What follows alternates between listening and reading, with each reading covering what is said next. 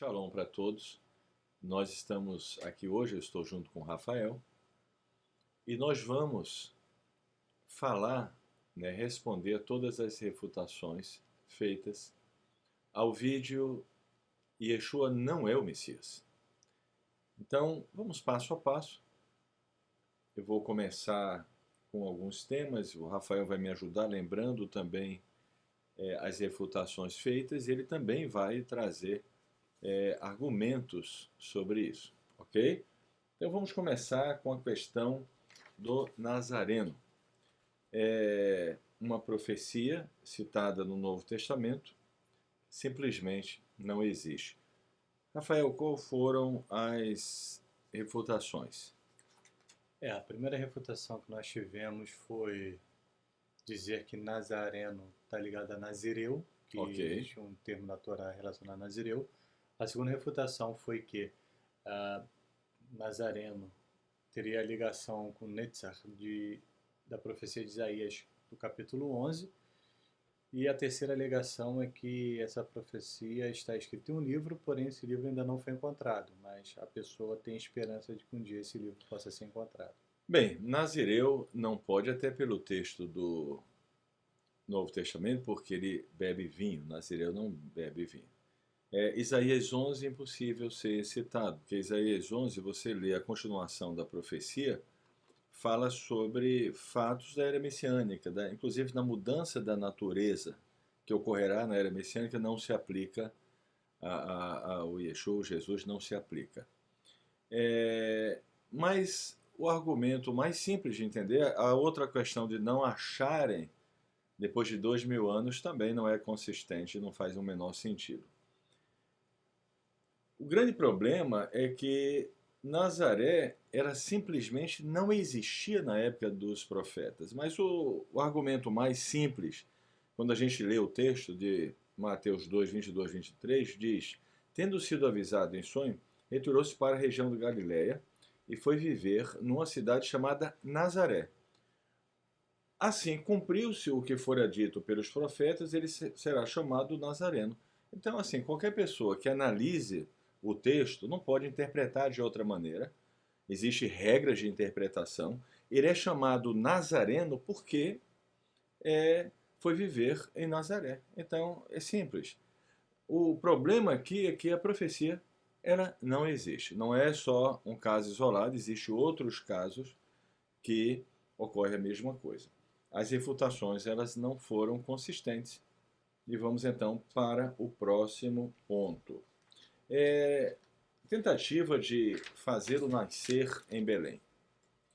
Um censo que obriga as pessoas a saírem da sua residência e ir para o lugar onde nasceram os seus pais, né? De onde a pessoa é descendente.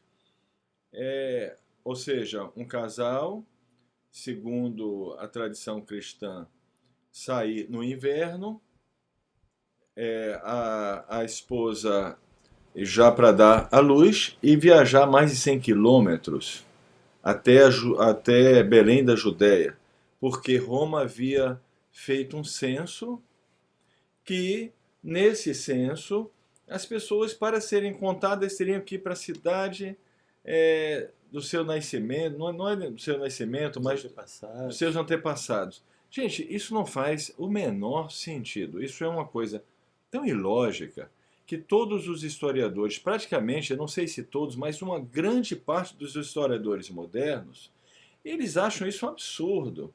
Isso é defendido por historiadores religiosos, cristãos que defendem as teses cristãs. A gente observa uma reportagem na revista Veja, que diz o seguinte: não havia censos na região da Palestina durante o reinado do imperador Augusto. Além disso, o que existiam naquele tempo, como os que aconteciam no Egito, província do Império Romano, nunca pediam para que as pessoas fossem para a cidade onde nasceram. Se alguém estivesse perambulando por aí, era obrigado a ir para onde trabalhava. Do ponto de vista da coleta de impostos, é o que faz sentido. A ideia de que todos tivessem que voltar às suas casas ancestrais para se registrar e depois voltassem para onde viviam, seria como hoje um pesadelo burocrático, escreve o historiador irlandês John Dominic Crossan no livro Jesus, a Revolutionary Biography. Muito bem, aí continua essa reportagem que é de Duda Teixeira. Ele diz: o mais provável é que a ida para Belém e todos os seus coloridos pormenores, manjedoura, presépio, estrela cadente, 3 reis magos, etc., tenha sido uma invenção. Os autores dos evangelhos queriam convencer os judeus de que Jesus era o Messias, ou o Cristo, como esperava-se que o Messias viesse de Belém, a cidade do rei Davi. O jeito foi fazer uma adaptação. Eu lembro, Rafael, que você estudou, inclusive alguns historiadores, você até citou, não é isso? Citei. O que acontece, primeiro que essa profecia de Miqueias, os próprios sábios, já deixam claro que remonta ao rei Davi, e não necessariamente ao Messias. Mas as pessoas que inventaram os evangelhos, porque nós sabemos que a grande parte dos relatos são ficções, não tem nenhum cabimento, elas viram essa profecia e tentaram colocá-lo como tendo nascido em Belém da Judéia. Qual o problema? O personagem viveu sua grande parte da vida por pé da Galiléia, por pé de Nazaré. Então, tudo indica que ele nasceu em Nazaré. Mas aí eles tinham que dizer que ele nasceu em Belém da Judéia. Então criou-se essa grande fábula, né, por assim dizer, de uma viagem, etc. e tudo mais. Só que aí existe um grande problema, porque arqueólogos modernos, eles descobriram que Belém da Judéia, onde é de fato Belém da Judéia, era inabitada na época do rei Herodes, ou seja, naquele período ali do primeiro século, onde ele teria vivido, simplesmente era uma cidade desolada, deserta. Só se encontra material arqueológico de centenas de anos antes e centenas de anos depois, que é do período bizantino, quarto, quinto, sexto século. E descobriu-se que próximo a Galileia, que é a época do Lago Kinneret, né, conhecido como o Lago da Galileia, existia ali uma cidade também chamada Belém, Belém da Galileia, que ficava apenas 4 quilômetros de Nazaré. Então, para esse arqueólogo, o que ele fez? Para também tentar ajudar a história cristã de que ele teria nascido em Belém, como ele falou, tem uma Belém aqui perto, 4 quilômetros, e pode ter nascido aqui. Mas o que fica evidente, gente, é que provavelmente ele nasceu em Nazaré mesmo, não na Belém da Galileia, e inventaram que ele nasceu em Belém de Judá só para tentar cumprir uma profecia que não fala sobre isso. E a arqueologia moderna deixou claro, impossível ter nascido em Belém de Judá, porque naquela ocasião ela era simplesmente inabitada, ninguém morava lá. Tinha cabimento sair no inverno, em cima de um jumentinho, e viajar mais de 100 quilômetros com uma mulher prestes a dar à luz? Gente, se a pessoa quer acreditar, ela tem o direito. A gente não está aqui para... ninguém tem que deixar sua crença se você acredita. Nós não acreditamos mais nisso. E por isso nós estamos falando. É um direito nosso. Se a pessoa acredita nisso, é um direito dela. Agora, para nós, não faz mais ou menor sentido. Uma coisa importante que eu queria já frisar, nós estamos buscando o judaísmo há muito tempo.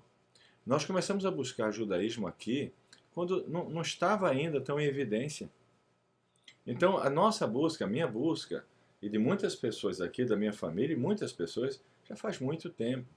O que faltava para vivermos um judaísmo pleno é que nós tínhamos uma convicção no passado de que o Yeshua, Jesus, era o Messias. A gente já tinha visto que ele não era Mashiach ben Davi, era impossível.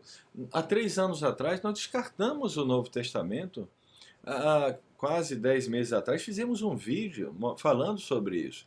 Mas tínhamos isso e tentamos encaixar ele no Mashiach ben Yosef, só que não encaixa. Depois a gente viu e constatou com muita clareza que não encaixa. A visão de Mashiach ben Yosef é uma visão judaica, não tem nada a ver com o cristianismo. Mashiach ben Yosef é da tribo de Efraim. Então, hoje, nós temos convicção plena de que o Yeshua Jesus não é o Messias. O povo judeu está certo nesses 2000 anos. Estão corretos. E nós queremos estudar, nós queremos viver o judaísmo pleno e estudar com o povo judeu. É uma opção nossa. Agora respeitamos. Se você crê nisso, você mesmo assim você crê, você vai usar um historiador que vai falar que esse censo existia, é um direito seu. Você tem esse direito. Nós só estamos emitindo a nossa opinião. Algumas pessoas também fazem algumas insinuações, comentários pejorativos. Ah, porque o Marcos teve em várias religiões. Tive, porque eu estava buscando a verdade. Desde cedo. Eu sempre busquei a verdade. Eu busquei com muita força. Eu queria saber a verdade. Eu queria me aproximar sempre do eterno, desde cedo. Então busquei várias religiões para chegar hoje e dizer a você: o judaísmo, que é o povo judeu, a Torá, essa é a fé verdadeira. Porque essa é a fé estabelecida pelo Eterno. E o povo judeu foi escolhido pelo Eterno. Essa é minha convicção. Eu respeito a convicção dos outros, mas também quero que haja esse respeito à minha convicção. No cristianismo, se uma pessoa no passado foi isso e aquilo, é um testemunho. Ah, olha, ele foi isso, hoje ele se converteu. Ninguém fala mal porque a pessoa. Aí você fala, ah, mas ele foi de várias religiões. Porque eu estava buscando a verdade. Mas graças a Deus, nenhuma delas eu permaneci. E voltei para a fé verdadeira, a techuvá, quer dizer retorno, que foi dada pelo Eterno ao povo judeu. É minha opção. Eu acredito nisso de todo o meu coração. É só um pequeno depoimento, né, e o meu direito de crer é um direito meu, ou do Rafael, das pessoas que estão conosco. Se outra pessoa tem o direito de crer no que ela acredita, se ela falar, eu acho que o, o budismo é o correto, ou o cristianismo, ou o islamismo, é um direito dela. Nós consideramos o judaísmo, e o judaísmo, quando eu falo judaísmo, estou falando do povo judeu, entendeu? Nós consideramos o lugar mais seguro, verdadeiro, a fé verdadeira. O Eterno escolheu o povo judeu. Agora, cada um tem direito a ter sua fé, não tenha dúvida. Muito bem.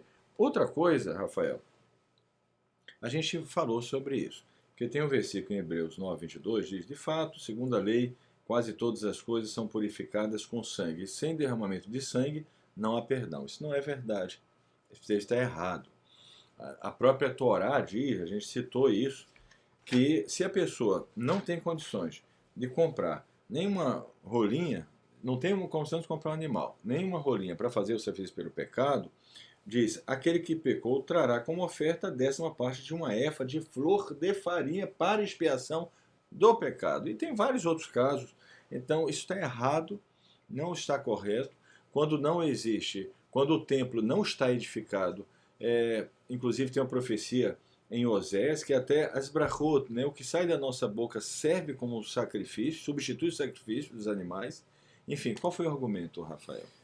O argumento que eles trouxeram em defesa desse texto, onde sem sangue não há remissão de pecados, é que o contexto que está sendo narrado trata de Yom Kippur. Em Yom Kippur, como se sabe, a Torá explica, o sumo sacerdote entra no Santo dos Santos, tem que haver sacrifício, existem os 2 bodes, um vai para o deserto, o outro é sacrificado, etc. Só que quando a gente analisa dessa forma, a gente vê que tem vários erros. O primeiro erro é porque o sacrifício do Jesus, do Yeshua, é comparado ao do cordeiro de Pêssar. João deixa isso bem claro, que ele é um cordeiro. Tanto que quando ele é morto no madeiro, João faz questão de dizer que quebraram as pernas dos outros, mas dele não quebrou para que nenhum osso fosse quebrado, porque o cordeiro de Pêssar não se podia quebrar nenhum osso. Isso por si só já é um erro crasso, porque o cordeiro de Pêssar não expia pecados. Ele não tem essa conotação de expiar pecados. Ninguém sacrificava o cordeiro para ter seu pecado perdoado. Mas enfim. Agora, comparar o sacrifício, como eles chamam, do Messias romano ao Yom Kippur, outro erro crasso, porque ele não foi morto na época do Yom Kippur, ele não foi morto dentro do templo, o sacerdote não pegou o sangue dele e aspergiu no Santo dos Santos, nada disso aconteceu. E dizer que em Yom Kippur somente se alcança perdão com derramamento de sangue é um outro erro muito claro. Por quê? Quando o primeiro templo foi destruído e o povo judeu, a casa de Judá foi dispersa, tivemos aí durante uma média de 70 anos, ano após ano, o povo jejuando, se lamentando, pedindo perdão, e em apenas 70 anos o Eterno permitiu que através do decreto do rei Ciro, depois do rei Assuero também permitiu, Esdras e Neemias reconstruíram as muralhas de Jerusalém, reconstruíram o templo e aí voltou a ter sacrifício no templo. Ou seja, nós tivemos 70 anos de Yom Kippur onde nenhum animal foi sacrificado, porque só se pode fazer sacrifício dentro do templo. Quando o segundo templo foi destruído pelos romanos, estamos aí há praticamente 2000 anos sem templo, ano após ano, o Eterno continua ouvindo as orações e expiando o pecado do povo judeu através do jejum das orações. Ficou claro, né? Eu acho que nem precisa acrescentar nada. O texto do Novo Testamento está errado. E aí nós observamos em Oséias 4, 1 a 2, diz, e retorna, 14, desculpe, 1 a 2, retorna, ó Israel, ao Eterno teu Deus, porque tropeçaste em tua iniquidade. Tomai convosco palavras e retornai ao Eterno. Diz ele, perdoa toda iniquidade, ensina-nos o bom caminho. E ofereceremos, como novilhos, os sacrifícios dos nossos lábios, que são as brachot, são as rezas, as orações que os sábios ensinaram ao povo judeu. Como disse Moshe, as coisas ocultas pertencem ao Eterno. As coisas não reveladas. As reveladas a nós e aos nossos filhos para sempre, para compreendermos, colocarmos em prática as palavras da Torá. Foi dado ao povo judeu essa sabedoria e em breve, com a vinda do verdadeiro Mashiach, isso será evidente para todas as nações. Muito bem, vamos continuar com o texto e estamos fazendo de maneira muito clara para que não haja dúvida. Não é isso, Rafael? Vamos lá. Nós chegamos aqui num outro texto e vamos analisar isso aqui.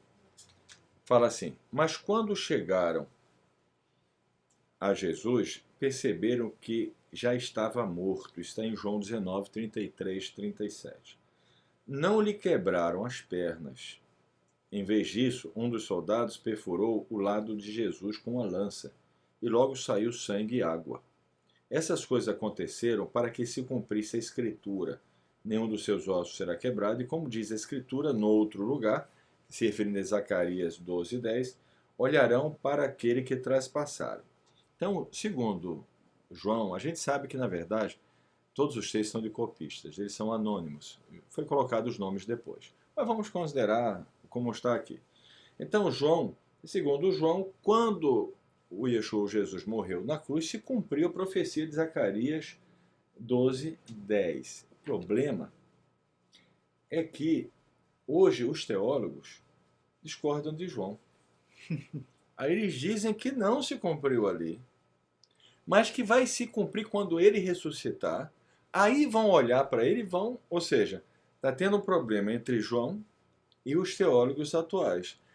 Mas não é um problema, Rafael. Isso aí, eu falei no outro vídeo, existe um certo malabarismo nesse sentido. Você tenta encaixar de qualquer maneira para provar a sua fé, entendeu? Agora, veja Zacarias. E derramarei sobre a casa de Davi e sobre os moradores de Jerusalém o espírito de graça e das súplicas, e olharão para mim por causa daqueles que foram traspassados. Segundo essa tradução, já terminaria todos esses argumentos.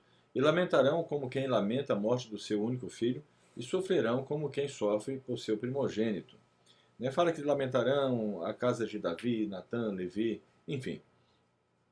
Bem, essa profecia não se cumpriu naquele momento, quando João diz que se cumpriu, porque não houve nenhuma lamentação das casas, não houve nada disso. E como os teólogos dizem hoje, porque está na The Living Bible, um comentário, e olharão para ele a quem traspassaram, ou seja, dizendo que isso ocorrerá quando ele ressuscitar. Contrário de João, então se contradizendo.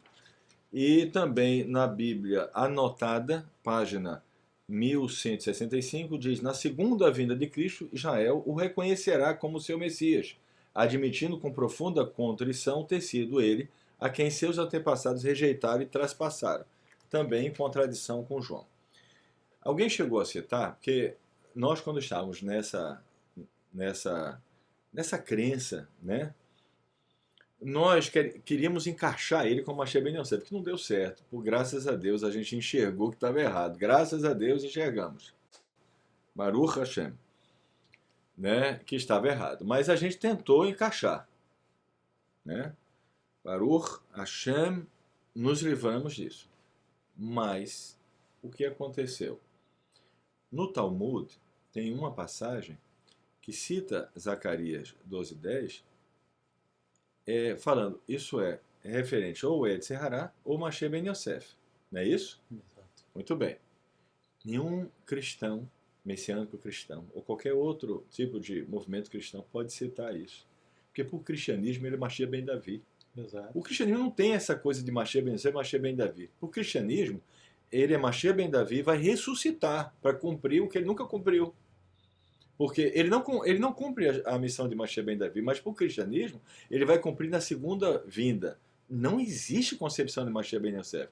Então, a pessoa citar o Talmud para querer provar, nós poderíamos ter feito, nós fizemos isso no passado, porque nós tínhamos a visão errada de querer encaixar o Mashiach ben Yosef, que vimos que está errado. Agora, a pessoa fazer isso, por favor, é uma questão assim, sem condições disso. Sem condições. Ok?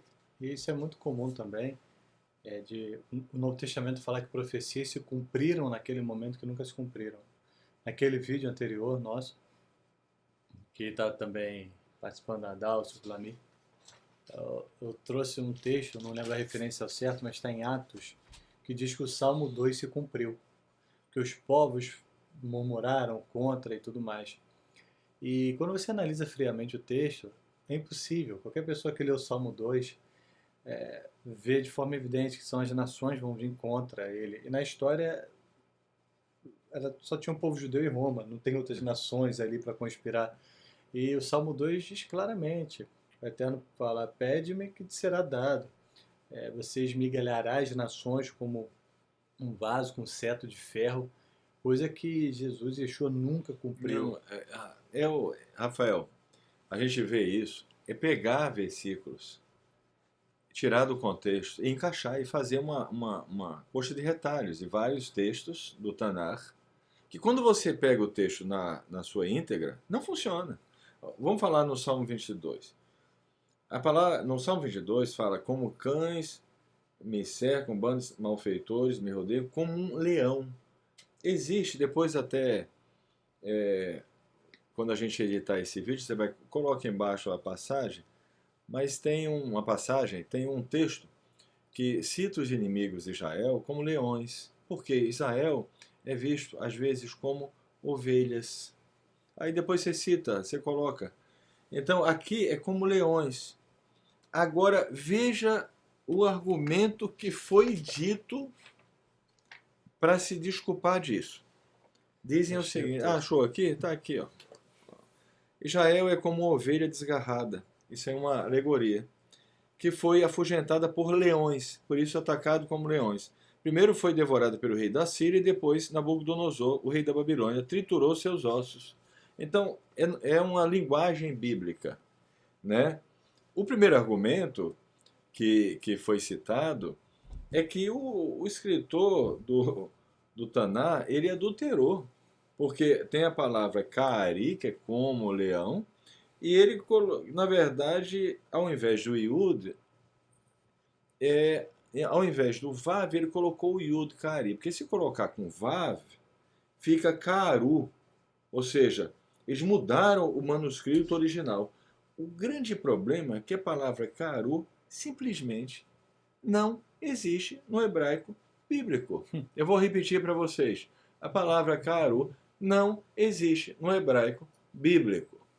Logo, esse argumento é falho. Aí depois, porque se colocou vários argumentos, ou seja, se esse aqui não der certo, esse outro vai dar certo. Falou, não, mas tudo bem, que seja Kaari, porque uma mordida do leão é a mesma coisa que traspassar. Não. Aí, gente, Vamos pela lógica, não é nem uma lógica bíblica, é a lógica natural das coisas.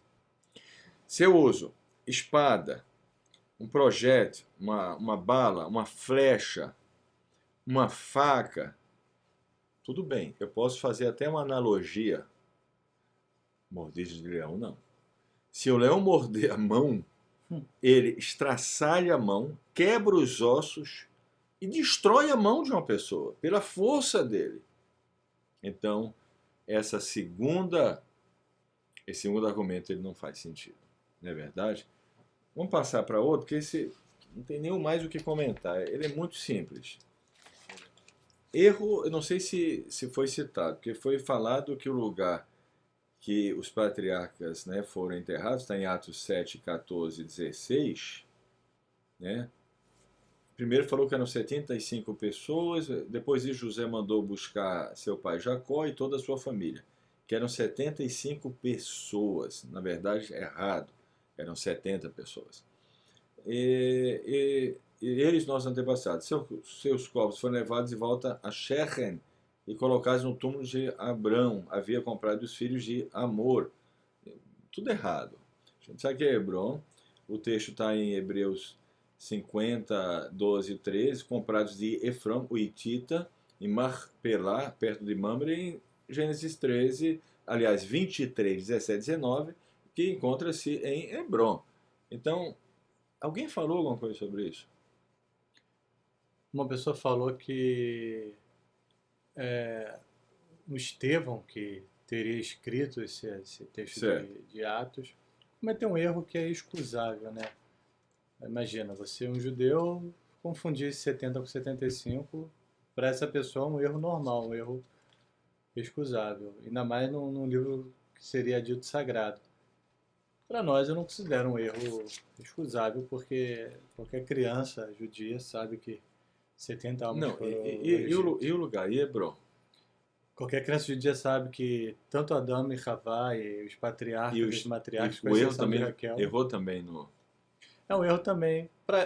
É porque como é um erro muito grave, não tem como argumentar, então é assumir o erro e tentar amenizar. Falar que, não, o erro... Tudo bem. Vamos para o próximo, então. A gente agora vai para a questão do profeta Elias e João Batista. Essa Isso é importante, porque Elias, os sábios dizem isso, ele está muito ligado à vinda do Mashiach, do verdadeiro Mashiach. E Elias, ele é aquele que tem, se ele falar, ele é o Mashiach, é o Mashiach. Então, os copistas, aqueles que escreveram, eles pegaram isso e falaram, não, tem que ter um Elias para dizer que ele é o Mashiach. Aí vamos ver como funciona. Primeiro vamos pegar a profecia, Malaquias 4, 5, 6. Vejam, eu enviarei a vocês o profeta Elias antes do grande e temível dia do Senhor. Ele fará com que os corações dos pais se voltem para os seus filhos e os corações dos filhos para os seus pais. Né? Agora, há uma tentativa de colocar João Batista como Elias. Aí tem um texto que está em Mateus 11, 11 a 15, eu vou ler o finalzinho, diz assim, pois todos os profetas e a lei profetizaram até João.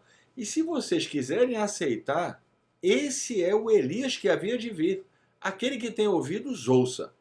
Então está em Mateus 11, 11 a 15. Então, Yeshua, Jesus, ele falou, não, esse é o Elias. Ou seja, tem que ter um Elias. Esse é o Elias. Tá bom. Agora, se alguém falasse, Rafael, você é Elias. Alguém falasse para mim, olha, o Rafael é Elias. A primeira coisa que eu vou perguntar é a você. Eu vou falar, não é possível. Eu perguntaria, você é Elias? Você falaria, não, eu não sou Elias. Eu sou Rafael. Quem falou isso está com algum problema. Porque eu não sou o profeta Elias. Tá bom.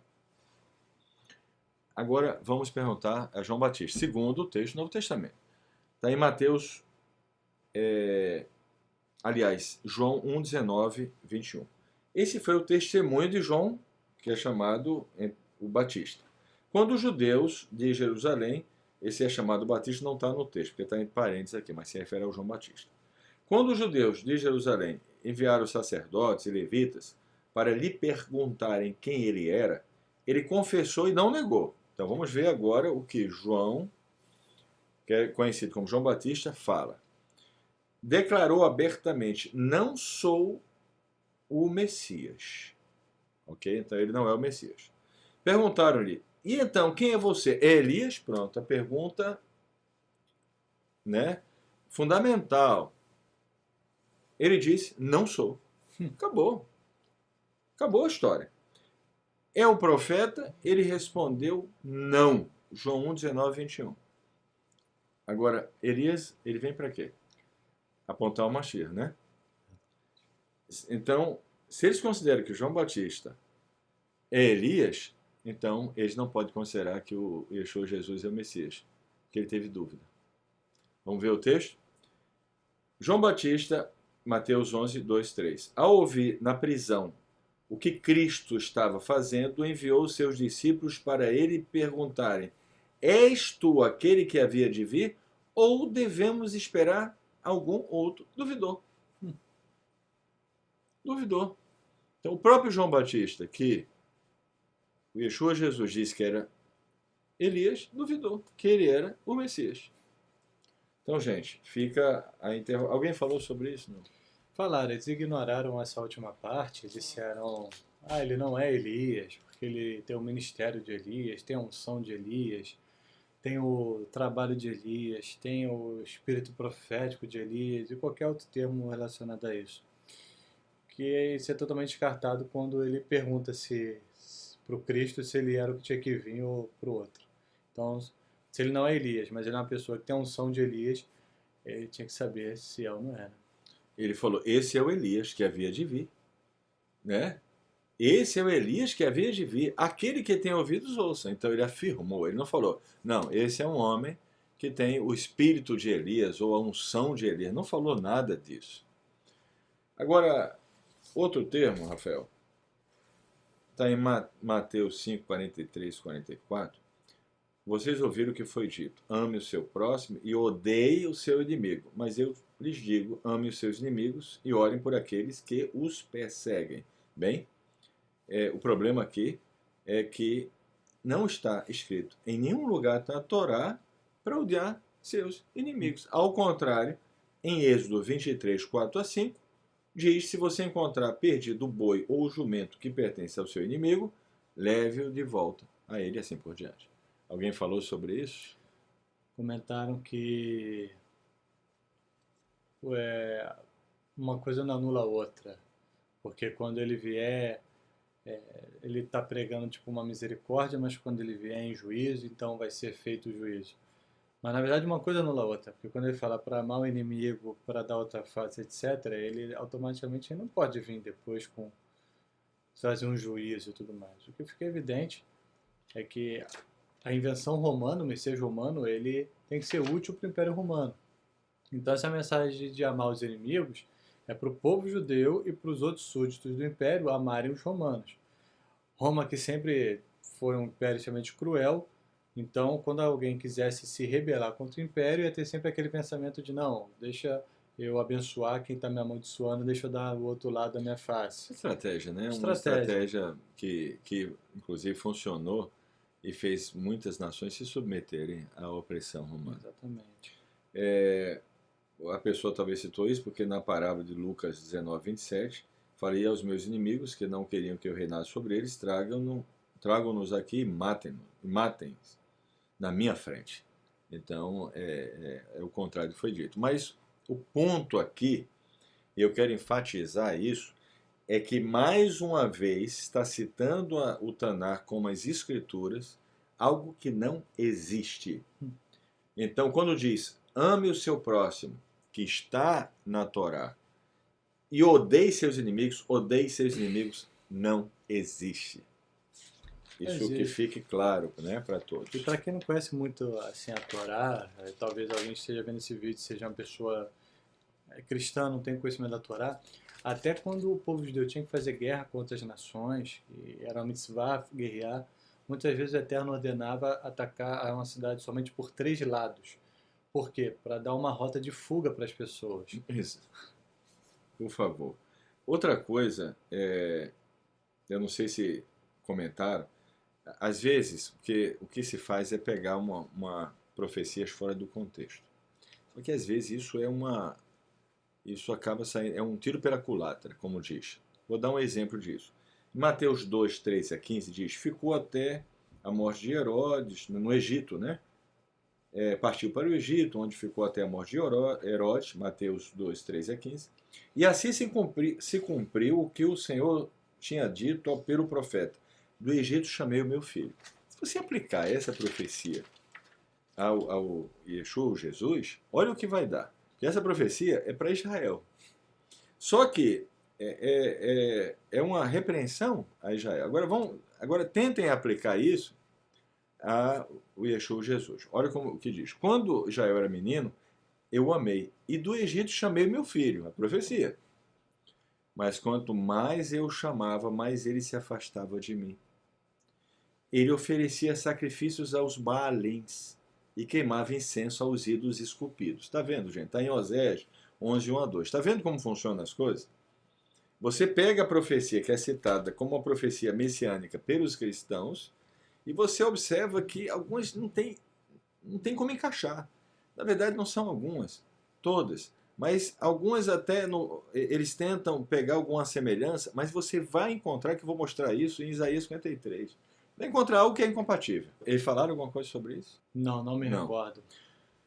Outra coisa, pois está em Hebreus 10, 3 a 10. Pois é impossível que o sangue de touros e bodes tire pecados. Por isso, quando Cristo veio ao mundo, foi dito, sacrifício e oferta não quiseste, mas um corpo me preparaste.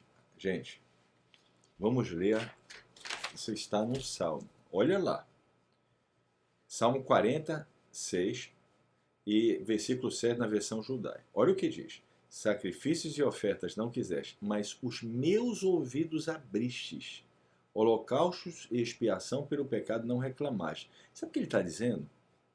A palavra hebraica é osnaim, karita li. Meus ouvidos abriste. Sabe o que ele quer dizer com isso? Para seguir a Torá. Sabe por quê? Se você ouve o Eterno, ouve a instrução divina, é melhor do que o sacrifício. Porque o sacrifício ele é resultado da sua transgressão à Torá. Então é claro que o Eterno prefere a obediência do que o sacrifício. Ora, se ele falou, não come carne de porco, digamos, que se enquadra com relação à comida kosher, comida pura e impura. E você não come carne de porco, é melhor você abrir os ouvidos e obedecer do que você transgredir e ter depois que redimir através de um sacrifício. Entendeu? Eu não estou citando aleatoriamente, mas qualquer citação, qualquer mitzvah que está na Torá, o que está dizendo no Salmo é melhor ouvir, obedecer, do que oferecer sacrifício, que é o resultado da desobediência. Teve argumento? Teve uma pessoa que disse que, para defender esse texto de corpo me preparaste, que como o Salmo fala que em relação a ouvir, para ouvir precisa ter um ouvido, e para ter o ouvido precisa ter um corpo. Não, Então, isso aí, aí eu não vou nem comentar, porque já força muito a querer defender um tema de uma maneira que já passa de um limite, né, de lógica com relação ao assunto. Então, vamos para o próximo. Né? Não tem nem como falar porque não faz sentido. Assim, para mim não faz sentido. Talvez para alguém, para mim não faz sentido. O texto, o corpo foi colocado ali para falar do sacrifício. O ouvido, o sentido não é porque faz parte do corpo. O ouvido é para ouvir os mandamentos e obedecer, ao invés de ficar cometendo erros e oferecendo sacrifício toda hora. Esse é o tema. O outro, se Deus quisesse obediência através... é um comentário da Bíblia anotada, né? Porque é baseado em Gálatas 2:21, se a justiça vem mediante a lei, logo Cristo morreu em vão. Ou seja, aqui o objetivo é acabar com a instrução da Torá. Não precisa mais da Torá. Aí tem na Bíblia anotada, edição Mundo Cristão, tem um comentário, se Deus quisesse obediência através da lei, por que teria enviado seu filho para sofrer e morrer na cruz? Né? Aí a gente lê Deuteronômio 10, 12 a 13, e agora, ó Israel, que é que o Eterno seu Deus pede de você, senão que tema o Eterno seu Deus, que ande em todos os seus caminhos, que o ame e que sirva ao Eterno, ao seu Deus, de todo o seu coração, de toda a sua alma, e que obedeça aos mandamentos e aos decretos do Eterno, que hoje lhe dou para o seu próprio bem. Bem, a pessoa acredita na Torá, estuda a Torá, como a gente fez, mais cedo ou mais tarde, vai deixar essa crença e acreditar nos que os rabinos ensinam. Se a pessoa nega a Torá, o que acontece é que foi outro que a gente chama um tiro pela culatra, né? Surgiu o judaísmo messiânico querendo juntar as duas coisas. Você sabe o que está acontecendo hoje, Rafael? Muita gente que vai ler, por causa do judaísmo messiânico, vai ler a Torá. Vai ler os livros dos sábios. Sabe qual é o resultado disso? Um monte de gente descobrindo que, na verdade, o Jesus Yeshua não é o Messias e se voltando para o judaísmo. Baruch. É impressionante isso. Né? Acabou se tornando... E compreende-se a profecia, né? Está em Isaías 2:2, que as nações afluirão para o Deus de Jacó, aprenderão a palavra de Deus de Jerusalém, e a Torá de Sião. Compreende-se Isaías 2:2. Muito bem. Até Miqueias 6, 7 e 8 fala: ficaria o Eterno satisfeito com milhares de carneiros, com 10.000 ribeiros e azeite? Ou devo oferecer o meu filho primogênito por causa da minha transgressão? O fruto do meu corpo por causa do meu próprio pecado? Ele mostrou a você, ó homem, o que é bom e o que o Eterno exige. Pratique a justiça, ame a fidelidade, ande humildemente com o seu Deus. Então, mais do que claro. Parece que Miqueias viu que havia um cristianismo, usou até esse texto. Exato. Fazer meu filho primogênito sacrificar. Rafael, a pessoa fala assim: não, ele fez milagres, isso prova que ele é o Messias. O que você acha? Eu vou deixar essa resposta para você, brevemente, e está aqui o texto. Esse argumento ele não tem nenhum sentido, nenhum cabimento. Ele é completamente desprovido de nexo de razoabilidade. Porque senão eu posso dizer que os magos do faraó são Messias. Afinal de contas, eles também transformaram o cajado em cobras. Eu posso dizer que Moisés é o Messias, pode dizer que Yoshua é o Messias, pode dizer que todos os profetas são Messias porque fizeram milagres. Não, quem fez milagres maior que Moshe? Ninguém fez mais milagres que Moshe. Eliseu também poderia ser o Messias nesse caso. Elial Anavi. E todos os outros profetas poderiam ser Mashiach. O que define alguém ser Mashiach é um ponto muito objetivo. Vamos lá, vamos contar juntos. Primeiro, o que Mashiach tem que fazer? Construir o templo. Isso alguém pode dizer, não, mas Yeshua e Jesus, quando ele veio, o templo ainda existia, ele não podia construir. Mas ele não foi capaz nem de manter o templo, né? Porque o templo foi destruído. Mas tudo bem. O que o Messias tem que fazer? Paz mundial. Que paz mundial? A pessoa dizer que vive num mundo de que tem paz mundial, essa pessoa ela tem problemas de cognição. O que o Messias tem que fazer? Trazer todos os judeus de volta para Israel. Todos os judeus estão de volta em Israel? Não. Não estão. O que mais o Messias tem que fazer? Era messiânica. O que está em Isaías 11, que eles tentam dizer que é Netzach para aplicar no Yeshua Jesus? O lobo tem que comer palha, o leão também. Esses animais selvagens, carnívoros, vão ser pacíficos, etc. Ainda que alguém diga que isso é uma figura de linguagem, o próprio Rambam mostra que isso quer dizer que as nações que oprimiam o povo judeu vão estar em paz com o povo judeu. Eu pergunto, as nações estão em paz com o povo judeu? Uma outra nação está em paz diariamente, jogam mísseis, fazem atentados com faca para matar a vida de inocentes judeus. Mas o que a Torá, já prevendo tudo isso, vai trazer em relação a magos mágicos, homens milagreiros que dizem ser o Messias, mas não trazem nada do que o Messias verdadeiro tem que trazer. Quando se levantar no meio de ti um profeta ou um sonhador e te der um sinal ou um milagre, e vier o sinal ou o milagre de que te falou e te disser: vamos após outros deuses que não conheceste e sirvamos-los. Não obedecerei às palavras daquele profeta ou daquele sonhador, porque o Eterno vosso Deus está experimentando para saber se amais o Eterno vosso Deus com todo o coração e com toda a vossa alma. Após o Eterno vosso Deus andareis, a ele temereis, seus mandamentos guardareis e a sua voz ouvireis. A ele servireis e nele vos unireis. Quem quiser estudar em casa, Devarim, Deuteronômio 13, versículo 2 ao versículo 5. Agora vamos ler o versículo 6.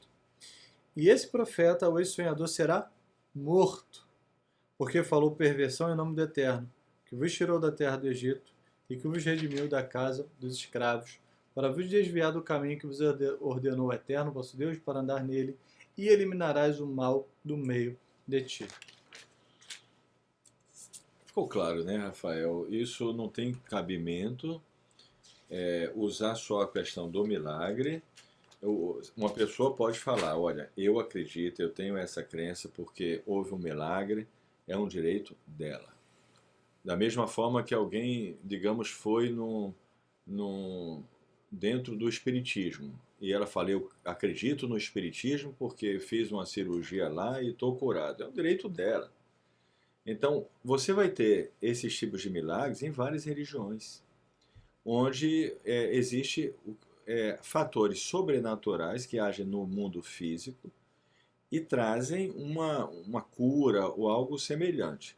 Então, você vai encontrar em muitas religiões esses milagres.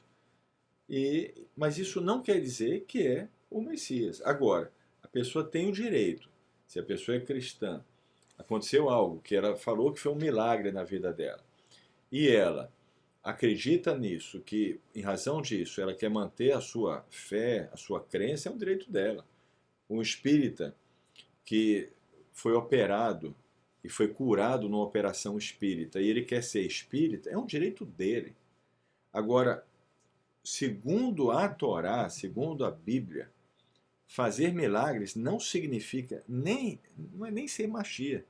Não significa nem ser um verdadeiro profeta ou um homem para você ouvir. É o que está na Torá. Então, o povo judeu, os sábios, foram muito corretos nesses 2000 anos de não aceitar essa tese cristã. E hoje nós vemos isso. Muito sábio, muito corretos, mantiveram a fé, e hoje nós temos, né, graças a Deus, a gente, até no passado, a gente sempre admirou e nos aproximamos do judaísmo com todo o nosso coração, e isso era uma coisa que a gente achava que tinha que manter convicção. Quando a gente viu que o Jesus Yeshua não é o Messias, na verdade para nós foi até um alívio, né? Falei, puxa, que bom, porque aí a gente, né, pode viver essa fé judaica plena. Para nós era até uma dificuldade, mas a gente nunca, se a gente achava que é algo, a gente vivia aquilo com todo o coração, achando que aquilo era verdade. Mas não, a gente está buscando judaísmo há muito tempo, né? E graças a Deus queremos viver plenamente o judaísmo, graças a Deus. É um direito nosso também. Se a pessoa quer defender sua crença, pode defender, não tem problema, é um direito seu, agora é um direito nosso. E cada um tem direito de ter sua fé, né? Agora eu queria dar um depoimento, se me permite. Eu cheguei aqui em 2008. E quando eu cheguei aqui, o nome já era congregação, o nome já era judaico, tinha talit, tinha todas essas coisas, tinha um shofar. E naquela época a gente tinha ainda, o tempo passando, a visão de que era nosso trabalho apresentar para o povo judeu o Messias, que o cristianismo tinha falhado, mas nós iríamos apresentar. Aí, conforme o tempo foi passando, a gente percebeu que não, que o povo judeu já não precisava, o povo judeu estava safo. Então, na verdade, era o Messias só para gente, que era ovelha perdida e precisava dele. Aí o tempo foi passando, aí já ninguém mais conseguia ler o Novo Testamento, a gente aboliu muitos erros. E aí a gente trouxe a coisa de casa de Judá e casa de Israel, precisava só pra gente, porque ele reunia as ovelhas. Até que chegou Baruch Hashem por esse dia, o dia que nós percebemos que na verdade era tudo mentira, o Messias mesmo vai chegar. E na verdade foi um grande alívio para mim. E para todos. Foi como tirar um piano das costas e tudo ficou mais claro, tudo ficou mais colorido, tudo ficou melhor. Embora, eu volto a dizer, eu jamais vou chegar aqui e falar ou desacreditar ou falar pejorativamente de alguém ou de um opositor meu. Eu não vou fazer isso, jamais. Eu acho que as pessoas têm direito à sua opinião, um direito pleno. Agora, eu vou sempre usar argumentos, vou me concentrar. Então, o importante é concentrar no argumento. Você tem um argumento, você tem que se concentrar nele. Porque não adianta nada eu falar o que o fulano falou aquilo, o fulano falou aquilo, o fulano não sabe, o fulano não estudou. Não. Todo mundo estuda a sua fé. Se você for discutir com um batista, fala, o batista não sabe, um batista não, um budista. O budista não sabe, não, ele sabe, ele estuda a fé dele. Agora, eu vou considerar que eu sou diferente da maneira que eu vejo, diferente da dele. Então, eu acho que isso é muito importante. Muito bem. Agora, outro ponto, vamos finalizar. Em Zacarias 13, 4 a 6, diz assim: E acontecerá naquele dia que os profetas se envergonharão cada uma da sua visão, a qual profetizaram, e não mais se vestirão de manto de pele, para enganarem. Veja bem. Mas ele dirá: Não sou profeta, sou lavrador da terra, porque certo homem ensinou-me a guardar o gado desde a minha mocidade. E se alguém perguntar que feridas são essas nas suas mãos, dirá ele: São feridas com que fui ferido na casa dos meus amigos. Zacarias 13, 4 a 6. Isso é usado por missionários. Foi mencionado que só eu usava isso e que eu usei errado, que eu interpretei errado, eu fiz errado. Não. Missionários usam isso também. Tanto é que a Bíblia, inclusive um texto na Bíblia de Jerusalém, foi mudado o texto. Falou assim: E se lhes disserem, que feridas são essas em teu peito? Só que a palavra é iaderra, que não pode ser peito, é na tua mão, nas tuas mãos. Ele responderá: aquelas que recebi na casa dos meus amigos. Ok? Então, se foi mudado, é que houve uma preocupação, porque era usado esse texto com o objetivo de provar que ele é o Messias, porque está lá, ferido nas suas mãos, é um texto muito... Só que está dizendo o texto, no começo dele, eu não sou profeta, então, eu sou lavrador. Ou seja, aquela coisa de usar um texto, é um tiro no pé, não é isso? É um tiro que sai pela culatra. Agora eu vou provar a vocês que isso não é só coisa que nós usamos e que reconhecemos que está errado. Outras pessoas usaram, tanto que foi mudado o texto para justamente não usarem mais. Vou provar para vocês. No site Judeus pelo Judaísmo, é um blog, tem um texto, vou ler para vocês. Não foi eu que escrevi, não. Foi uma pessoa que é do grupo Jews for Judaism, Judeus pelo Judaísmo, que debatem com os Jews for Jesus, Judeus por Jesus. E os Jews for Judaism, eles mostram que os textos usados pelo cristianismo estão errados. Agora eu vou ler um texto que está nesse site. Não foi eu que escrevi, ok? Olha o que diz. Em uma conversa com um missionário, ele abre a sua Bíblia, mostra essa passagem que eu li, né? E me pergunta: quem tem em suas mãos feridas na casa de seus supostos amigos? Sua alegação correta se referia a Jesus, tendo suas mãos pregadas na cruz, como resultado de uma traição dos seus amigos, os judeus. Pedi para ele ler o capítulo do começo. Bastou alguns segundos para seus olhos arregalarem e começar a engasgar. Um erro muito comum entre os cristãos: pegar versos e isolarem do contexto. E muitas vezes um tiro no pé. Como resultado disso, hoje, muitas traduções cristãs têm buscado alterar um detalhe do verso, para os leitores não mais associarem ao falso profeta com Jesus. Veja como os católicos traduzem na Bíblia de Jerusalém das edições paulinas. E se lhe disserem que feridas são essas em teu peito, ele responderá: aquelas que recebi na casa dos meus amigos. Os evangelhos traduzem assim na Bíblia, Nova Versão Internacional. Se alguém lhe perguntar que feridas são essas no teu corpo, ele responderá: eu fui ferido na casa dos meus amigos. Então, não foi só uma invenção minha, só para deixar claro isso. Agora, eu quero deixar claro, e muito claro, porque em Isaías 53, 9, tem um verso, tem mais do que um, mas tem um, que não bate. E você não pode aplicar o Yeshua Jesus em Isaías 53 por causa desse verso.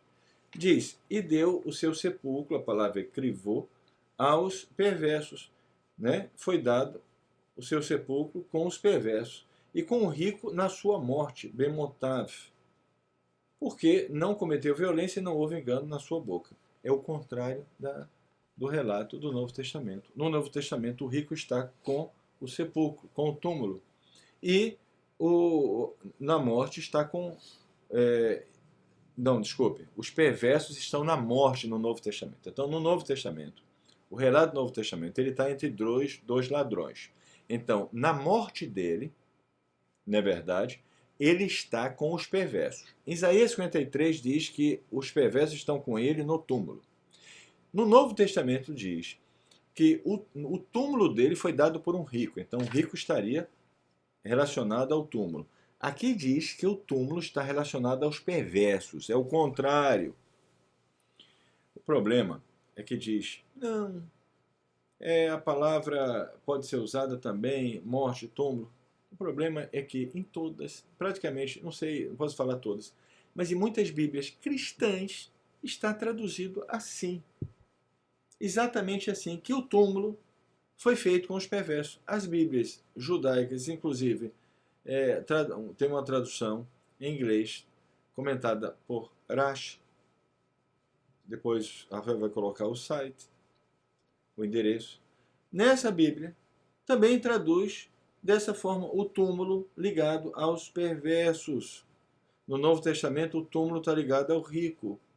E na morte, Isaías 53 diz, 53:9, o rico na morte. No Novo Testamento, na morte tem os perversos. Está ao contrário.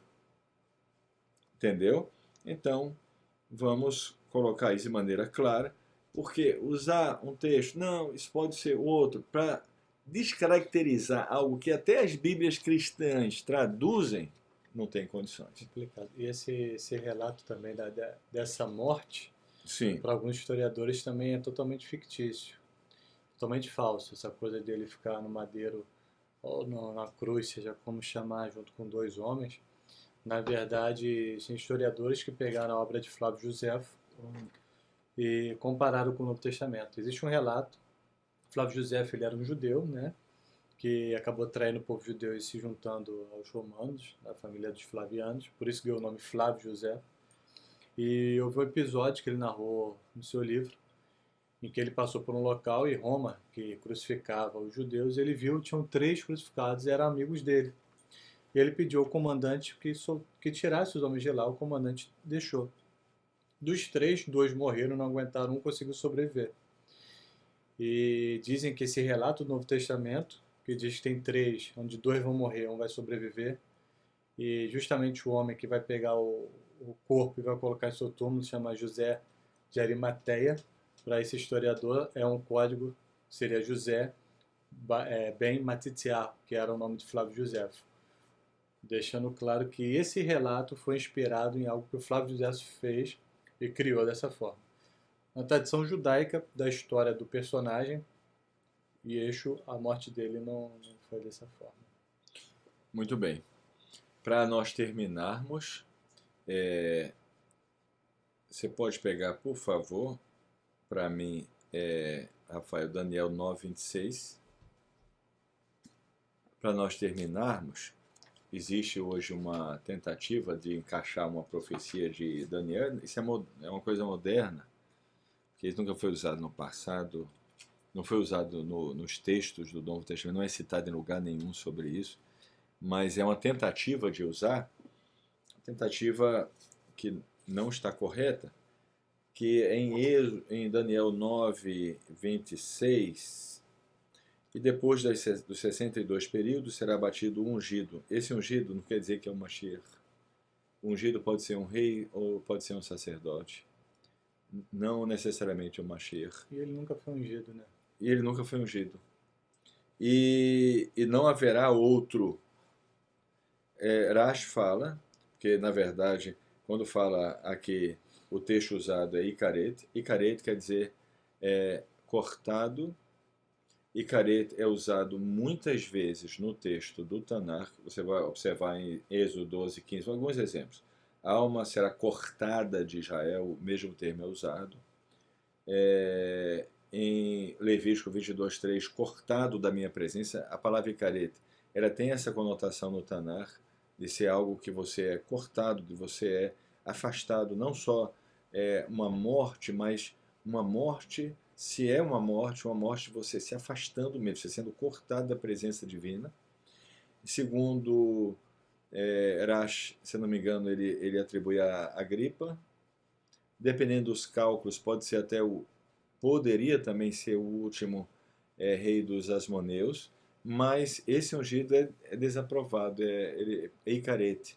Então, se aplicar isso seria um absurdo, porque essa palavra é muito usada no Tanakh no sentido de desaprovação, de ser cortado, de sair. Como eu li aqui, essa alma será cortada de Israel.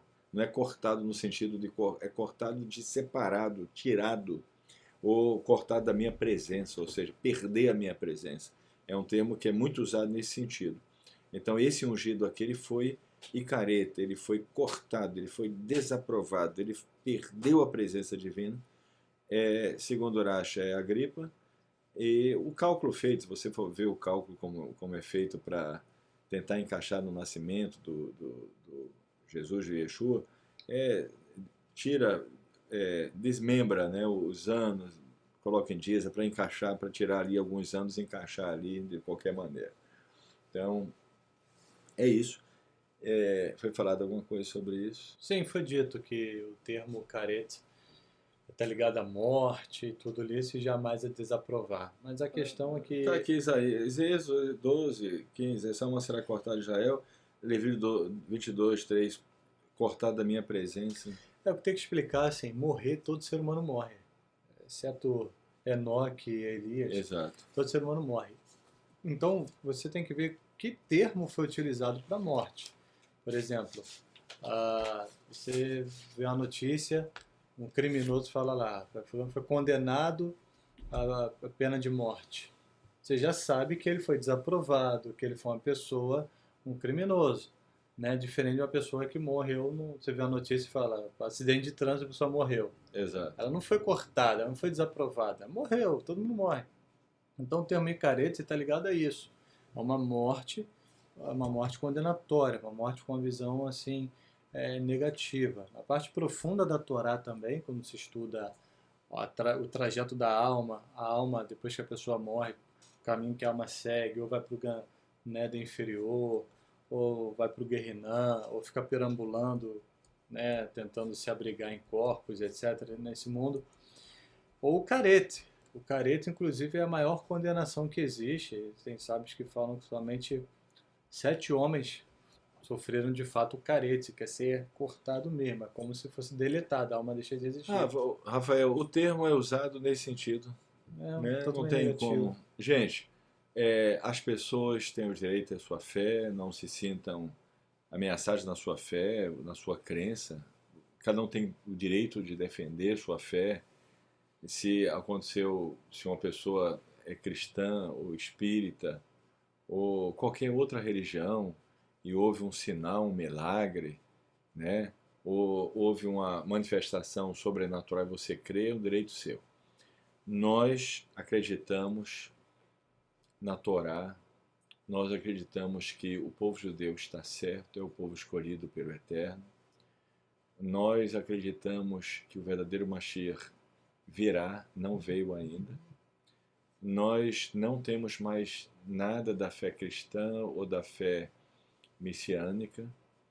Eu, participei de muitas religiões porque eu estava buscando o eterno. Graças a Deus, saí de todas essas religiões e hoje eu afirmo que o judaísmo, que o povo judeu, que a Torá é a verdade que o eterno estabeleceu.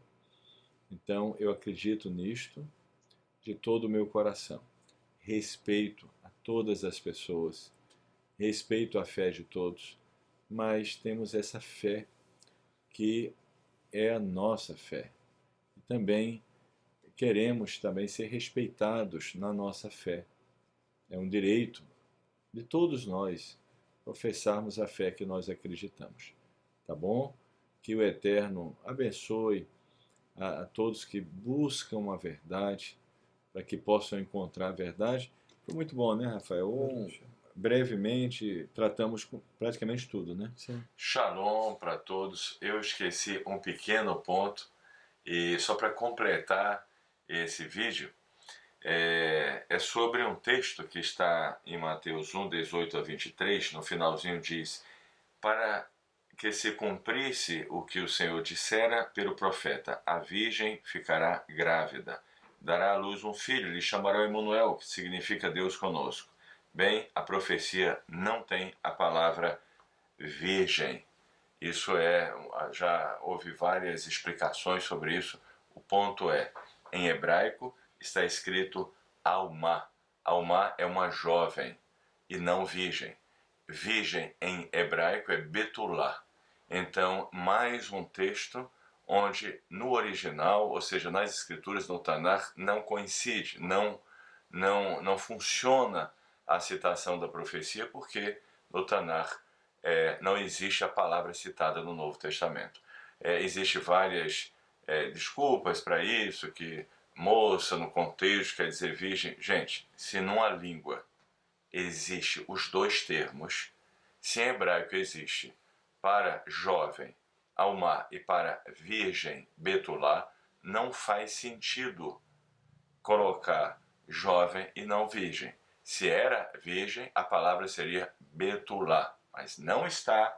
O texto é em Isaías, capítulo 7, versículo 14. Você pode conferir. O termo é alma, jovem. Mais uma profecia que não está correta. Foi citada no Novo Testamento, mas não está correta segundo o Tanar.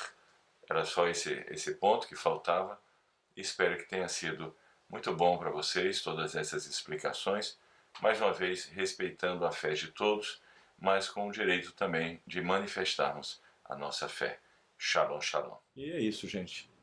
Então, boa noite. Agora é noite aqui, mas se for durante o dia, bom dia. Se for à tarde, boa tarde, não é isso? E shalom, shalom para todos.